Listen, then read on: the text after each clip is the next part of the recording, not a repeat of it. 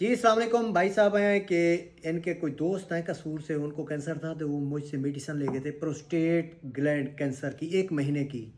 तो अब दोबारा उनका दोस्त लेने आया तो ये इनसे खुद पूछते हैं कि पहले की कंडीशन क्या थी या अब क्या है, वो अपना बता रहे हैं। अस्सलाम वालेकुम, क्या हाल है भाई? ठीक ठाक हो जी? वो ज़िला कसूर से ताल्लुक़ है उनका। जी वो जी। मेरे दोस्त थे और रिश्तेदार भी थे।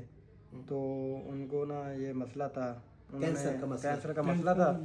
तो उन्होंने ये वीडियो देखी आपकी, उन्होंने फिर मुझसे रब्ता किया। वो मेरे पास है, मैं आपके पास लेके आया। अल्हम्दुलिल्लाह 1 महीने की दवाई लेके गए हैं। तो अल्लाह का शुक्र है, उसको अब उसकी तबीयत बिल्कुल ठीक है। कुछ थोड़ा सा मसला है, वो दवाई इंशाल्लाह लेने आए हैं। तो इंशाल्लाह वो बिल्कुल ठीक हो जाएगा। बिल्कुल ये 3 महीने का होता है प्रोसेस। हाँ जी, 3 महीने, आपको 1 महीने में वैसे रिकवर बंदा हो जाता है। वैसे 6-7 खुराकों में बंदा उठाता है, रिकवरी होती है।